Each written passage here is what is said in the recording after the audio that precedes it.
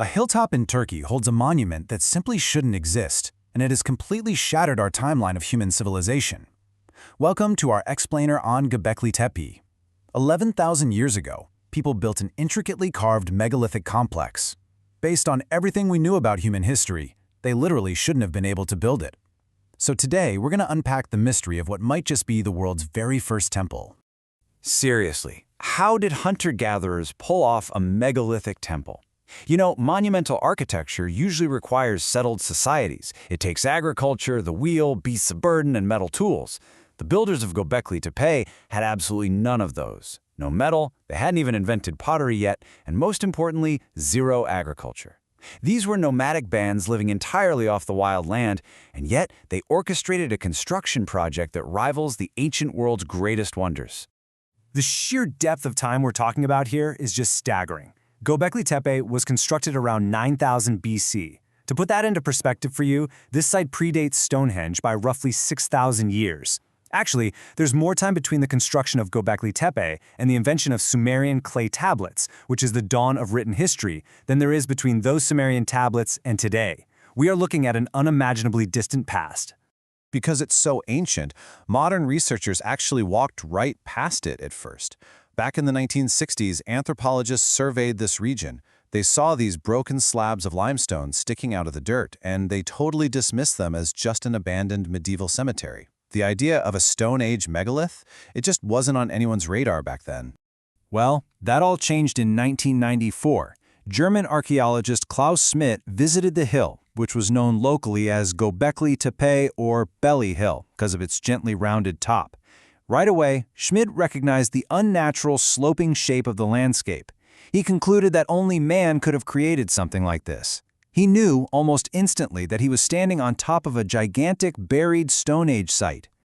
Once excavations started, they revealed a staggering scale. The team uncovered these massive, T-shaped limestone pillars arranged in giant circles. And the tallest of these monolithic pillars, they tower up to 16 feet high. Now, these aren't just loose rocks stacked together. They're highly stylized, imposing monuments that were clearly designed to dominate the landscape. The physical burden of this endeavor is honestly difficult to comprehend. Some of these pillars weigh up to 10 tons. Remember, they had no metal chisels, no cranes, no wheels. The builders carved these monolithic blocks straight out of the bedrock using just softer stone and flint tools. And then they dragged them hundreds of yards up a hill just to stand them upright in these perfectly aligned rings. This would have required hundreds of people working together in highly coordinated teams. And the pillars weren't just blank stones, they were canvases. But here's the catch. They didn't carve the animals they actually ate. Instead, the pillars are crawling with these menacing creatures. We're talking lions, spiders, snakes, scorpions, and vultures. Experts suggest this really dark, fear-based iconography reflects a terrifying world filled with nasty beasts. It's totally possible early humans used this monumental architecture as a way to master their deepest fears. So what were these people eating during all this back-breaking work? Archaeozoologist Joris Peters analyzed over 100,000 bone fragments from the site, and the results were definitive. 100% of the bones belonged to wild game, like gazelle, boar, and ducks. Every single piece of evidence confirmed the builders were strictly hunter-gatherers. There was zero evidence of domesticated animals or farmed crops anywhere. This discovery literally forced a rewrite of human history. See, the old view taught that humans first learned to farm, then settled into villages, and only after that did they invent complex religion. But Klaus Schmidt proposed a radical new theory. He argued that the urge to worship actually came first. He believed nomadic bands gathered here for rituals, and the immense challenge of feeding hundreds of workers is what forced them to invent agriculture. In short, religion sparked farming. And this theory gained massive traction. As Stanford archaeologist Ian Hodder noted, this shows sociocultural changes come first, agriculture comes later. Think about that for a second. This single site essentially upended our entire understanding of civilization. The massive coordination required for this spiritual project laid the exact groundwork needed for a complex society. But, of course, science marches on. Following Klaus Schmidt's death in 2014, newer excavations started bringing some fresh evidence to light. Archaeologists are now asking a really crucial question.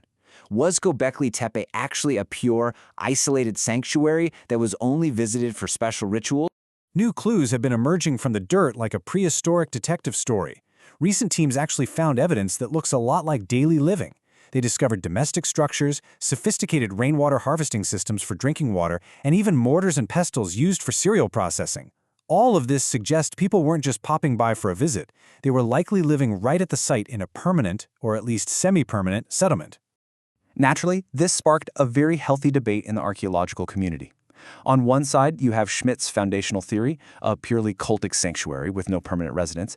On the exact opposite side is a growing consensus that the ritual and the profane actually coexisted. In this newer view, Göbekli Tepe was a bustling settlement with these massive communal houses that double as powerful ritual centers. Both are debated, but it's a fascinating shift in perspective. Regardless of who actually lived there, they engaged in a completely baffling practice. First, they'd carve and erect these massive stone rings. Then, after a few decades, they would intentionally fill the entire enclosure with dirt and debris, literally burying their own masterpiece. Finally, they just build a brand new ring right on top. Over centuries, these buried layers built up into the artificial hill that we see today. Now, incredibly, only about 5% of this sprawling 20-acre site has actually been excavated. Ground-penetrating radar shows at least 16 more of these megalithic rings are still buried under the earth. Archaeologists could keep digging here for another 50 years and still not find all the answers to this giant puzzle. Which leaves us with the ultimate prehistoric mystery. Early humans poured unimaginable blood, sweat, and engineering genius into carving these spiritual monuments out of solid rock, only to deliberately bury them in the dark. So why did they intentionally bury their own gods? Drop your theory in the comments below and keep exploring.